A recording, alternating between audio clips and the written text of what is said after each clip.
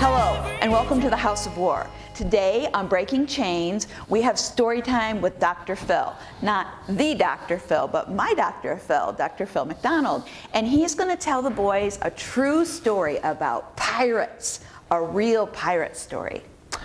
Yeah, I actually got to take a trip on a boat like this, actually a ship. This is a smaller one. It was like 100 feet long, so it was like twice as long as this ship. But this is the one we have, like it's a model. It's a typical one on the Indian Ocean. It's been there for thousands of years, and it's all made out of wood, and it's only powered by two things: wind in the sails, I don't have a sail right now, and people. Because at night, they would come in to the dock close to where we were living, and then during the day, the tide would go down, and they would just kind of sink down in the mud. And then during the day, they would load up timber in the hold, which is called the hold right here, and they'd fill the whole bottom of the boat up with these big logs and timbers for construction, and then they would sail 60 miles up the coast to the big city, and that's what they did, and they got paid for it. Back here is the cabin. This is where the sailors lived. So I was looking down on these boats one day, and I thought, man, wouldn't that be cool to take a ride on one of these boats? I wonder if the captain would let me go along. Have you boys ever been on a boat ride? Yeah. Well, this was a wooden ship. I mean, it was big. It was 25 feet wide and 100 feet long. So I talked to the owner of the boat. He said, yep, it's leaving tonight. And so we got on this ship, and it took us 5 days in the ocean to get up there. And the first couple days, I was having so much fun, because after I interviewed all my sailors for the research project, then I became a sailor. It means I got to climb up the 60-foot mast, and I could help them pull up the anchor. The anchor was in the front.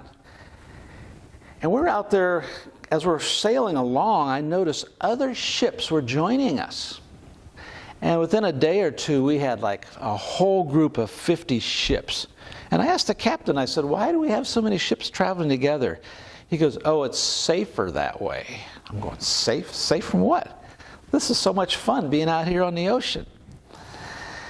Well, one day, with 50 boats, there's a lot of noise. Hundreds of sailors, and sound goes across water, and all of a sudden it got extremely quiet.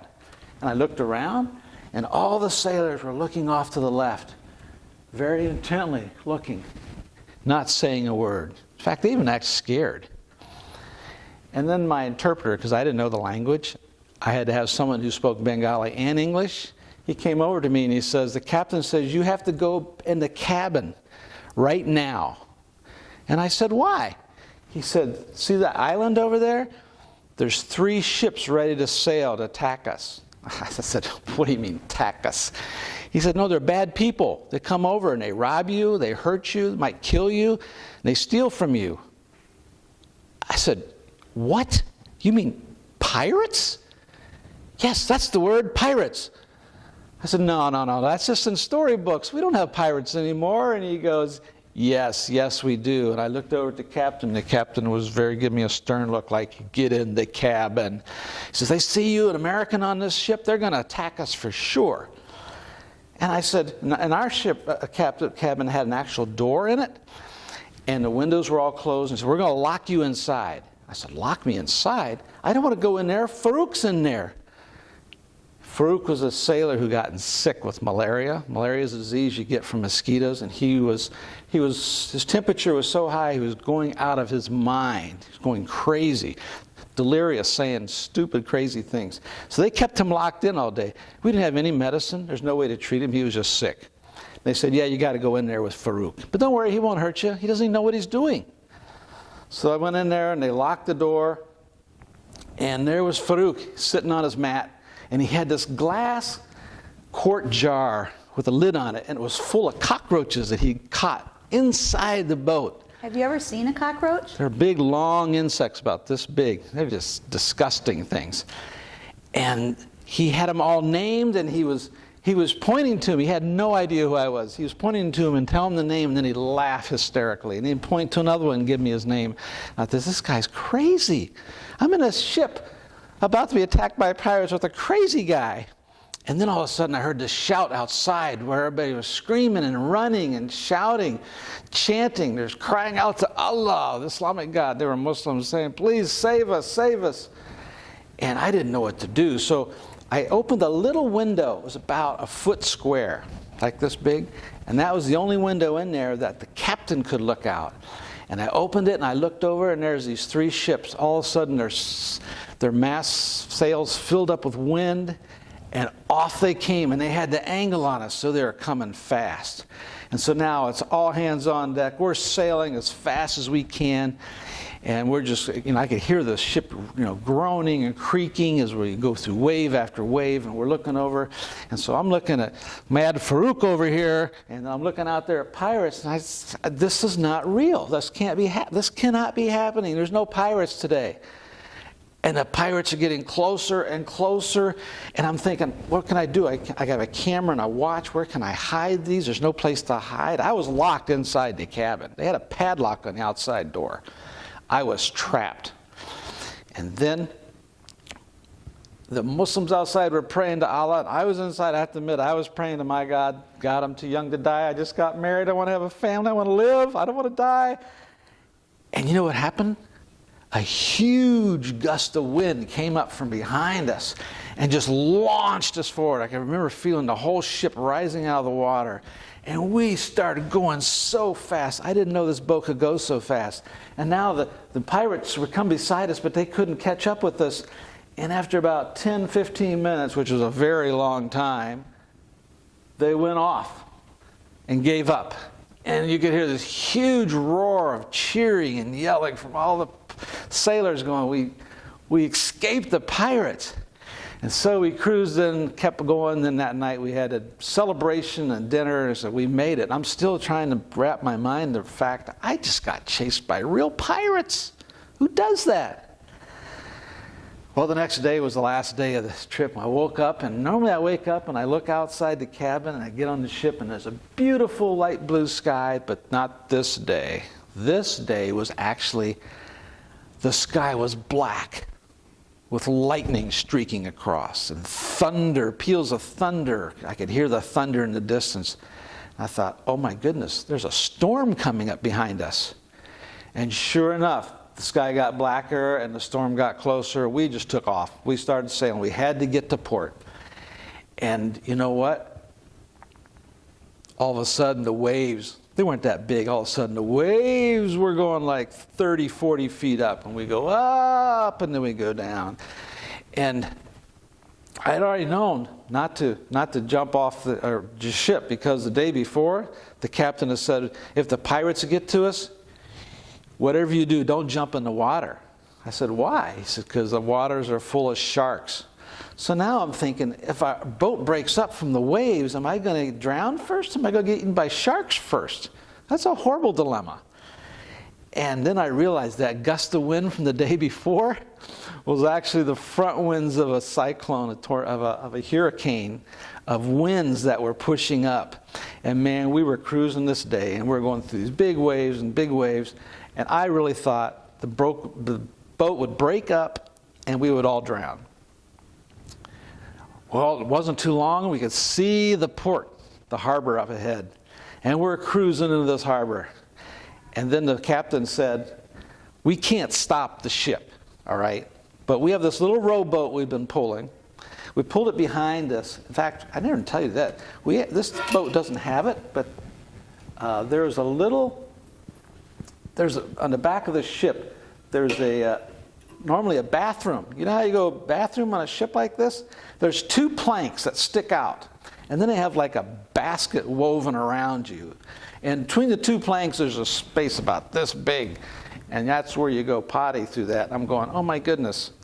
You go down these waves. You don't want to do that when the waves are going up. There's a long ways down there.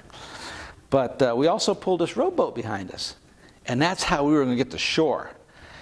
And I said, oh my goodness, we're gonna row to shore in a little tiny boat, and because the waves are going up, and here the little boat here is going up and down with the waves. And the captain said, when the boat gets up, you guys jump and get in. And I said, Muhammad, my interpreter, I said, when the boat came, I said, you jump. And he said, no, you jump. I said, no, you jump first. And while we're arguing, when the boat came up, because the captain had done this to me, he just shoved us both into the boat.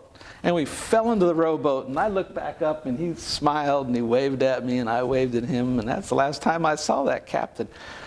But now we had to get 100 yards to this dock, and we're bobbing around this little rowboat. And I'm thinking, it took us like 20 minutes just to keep rowing and rowing against the waves and the wind. And then we get to the dock, and how do we get up on the dock? Because the waves are going up and down, and the dock was way up there. It's made for ships, not rowboats. And so I said to Muhammad, I said, okay, when this boat gets up, we got to jump at the same time and get on top of this dock. Otherwise, we're going to go down in the water and we'll probably drown with those waves. It was scary. And we got up there, and then all of a sudden, the one big wave just took us right up to the dock, and we both jumped and rolled over onto the dock, and we waved goodbye to the rowboat guy who went on. And I said to Muhammad, I said, look, we made it. We didn't die. He says, are you crazy? You almost got us killed out there twice, first by the pirates and then by the storm. What do you mean we made it? I'm never traveling on the ocean with you again. And I said, I'm never going on the ocean again.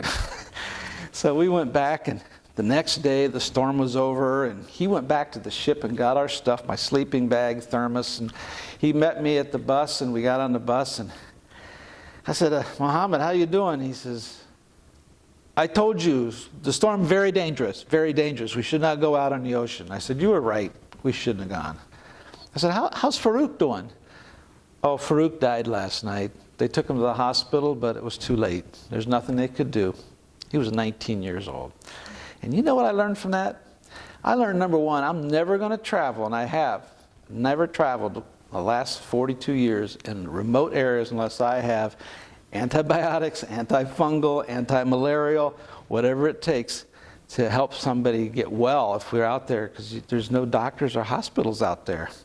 And the second thing I realized, you know, if it hadn't been for that wind and the pirates chasing us, it probably saved my life, because there was a group of 50 boats behind us in that storm, and they were all destroyed and all the sailors drowned. That could have been us. So in a sense, I'm kind of glad the pirates came after us, because it made us hurry up to get to the port, and we beat the pirates and we beat the storm. And that's a true story. I lived that. And it was unreal. In fact, I devoted a whole chapter in my book that I wrote last year about the pirates in the Bay of Bengal. There's my story about real pirates on the ocean. So Seth, I'm going to show you some fun things that we have, okay? Well, you just heard a story from this book by Dr. Phil, right? And so this is our free giveaway today. Anybody who signs up will have a drawing, and they'll get a free book with that story in it. But I want to show you this wallet. You were looking at that, and see how that has the world on it, a map of the world? Yeah. And today's story was right there in the Bay of Bengal. And where are you on that map? There's Michigan. Good. Easy to find, isn't it? Well, you know what? Dr. Phil carries this in his pocket. And he puts his credit cards in here, and he uses it instead of with his wallet, but he puts his extra cards in here because it fits better in his back pocket. But you know what? This is made by rescued men and women. It's made out of leather, and it has a globe on it. And this is another little globe, isn't it? Can you find Michigan on there? Right? There. Good job. That's hand blown in Egypt. And they blow with heat and fire into glass, and they make that bubble, and then they paint it. And you know what? That's real gold paint on there, from real gold. Yeah, 18 karat gold that they paint with. So there's a little globe. And then I was going to show you this fun secret thing. This is a puzzle. So you pull the pieces out, because there's a secret inside. Goes up. What's wrong with that? There we go. I'm not good at this. I should have help with it. Oh, I went the wrong way. Now, what is that? There's a secret little drawer. So for my grandkids, I put $5 in there, and I gave it to them at Christmas. And when they opened it, they discovered money. So there's a secret little compartment in there that you can put your treasures in. Then you put it all back together. We'll set it over here, and we'll put it together in a minute. I want to show you a pirate. Does that look like a pirate? No. No. Looks like What a is tooth it? with a It's a pirate. tooth with a pirate's hat. And And you know what this is for? Do you ever lose teeth and put them under your pillow? Do you get money when you do it? How much do you get? $1? $5? Yeah. So this is a tooth fairy pillow. So we have a boy one and a girl one. And this one, you put it, when you lose your teeth, you put it under your pillow and you put your tooth in there, and the tooth fairy comes. Is that fun? Yep. So that's a pirate. And then look at this little guy. What is he? Turtle. And you know what? You can just put some stuff in there, and he's got a little thing to carry it. What do you think about that? if you wear this, you have to walk slow. Yes, you do. If you wear it, you do have to walk slow. You are absolutely right. Look at this little global babies. And that, again, this is for boys. We have a girl one and a boy one. And these are babies from around the world. Look at those babies. This is Vietnam and Taiwan and England. And they're happy babies. That's what I like about it. Little boys from all over the world. Because we love to take care of little boys. Yeah, that's a good one. There's two of them. Yep. Which one is your favorite? This one. Yeah, and look these. at him. He's jumping with his hands up in the air, running in the backyard, right?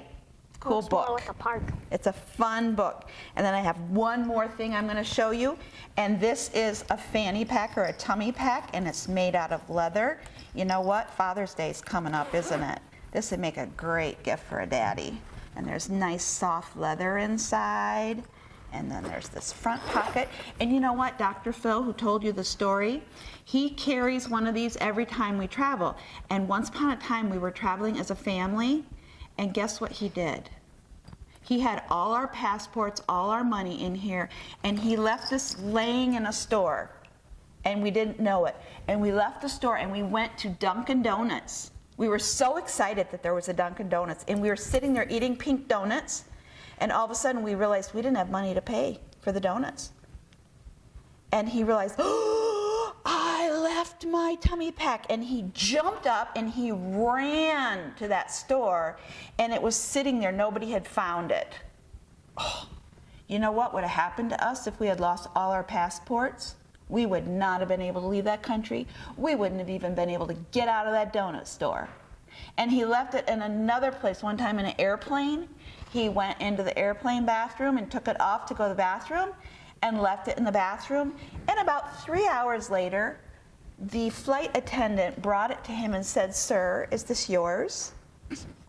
So I make him wear it all the time. I tell him he has to sleep in it in the plane. He's not allowed to take it off. But that's just a fun tummy pack, isn't it? So those are some of our things. And look at the ABCs up there. See those? You know what those are made out of? They're made out of yak wool.